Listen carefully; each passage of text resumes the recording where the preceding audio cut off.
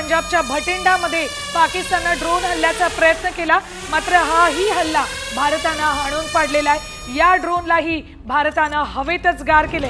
पंजाबच्या भटिंडामध्ये पुन्हा एकदा ड्रोन हल्ल्याचा प्रयत्न पाकिस्तानकडून करण्यात आला।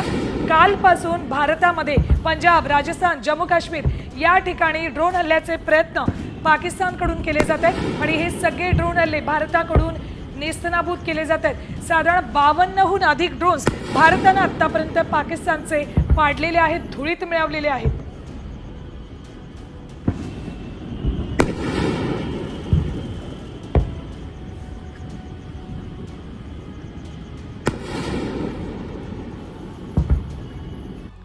आणि या क्षणाची आणखी एक मोठी बातमी बघूयात। भारतीय सैन्याने पाकिस्तानला पळता भुई थोडी केली आहे, कारण भारताने पाकिस्तानचे 1-2 नाही तर तब्बल 52 ड्रोन पाडलेले आहेत। भारतीय सैन्याने एक व्हिडिओ जारी केलेला आहे आणि याचा पुरावा सुद्धा दिलेला आहे। या दृश्यांमध्ये आपण पाकिस्तानचे ड्रोन हल्ले कसे निष्प्रभ केले याचे पुरावे सुद्धा बघू शकतोय। आपल्याला माहिती आहे, जेव्हा पुलवामा हल्ला झाला होता त्यानंतर खरंच एअर स्ट्राईक केली का याचे पुरावे जे आहे ते काही राजकीय पक्षांकडून मागण्यात आलेले होते। मात्र यंदा जर आपण बघितलं तर भारतीय सैन्यानं आधीच पुरती तयारी केली असल्याचं दिसतंय आणि सर्व पुरावे समोर आणले।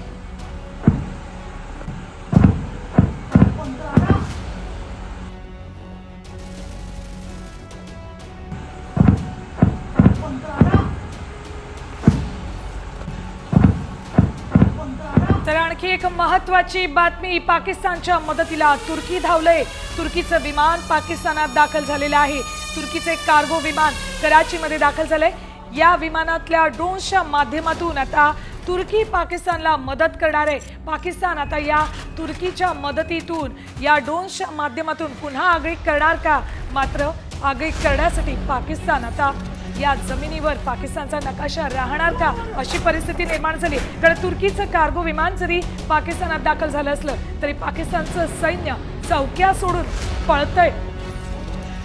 एकंदरीत आपण जर बघितलं तर आता पाकिस्तानची ताकद वाढवण्याचा प्रयत्न जरी तुर्कीचा असला तरी सुद्धा तुर्कीची मदत पाकिस्तानसाठी किती फायदेशीर ठरणार आहे बघणं महत्त्वाचं असणार आहे। एकीकडे आपण बघितलंय पाकिस्तानचे पंतप्रधान स्वतः बंकरमध्ये लपताना दिसले, तर दुसरीकडे जरी तुर्कीकडून मदत केली जात असली, शस्त्रसाठा पुरवला जात असला तरी भारतीय सैन्य चोख असं प्रत्युत्तर देण्यासाठी तयार असल्याचं आपल्याला पाहायला मिळतंय।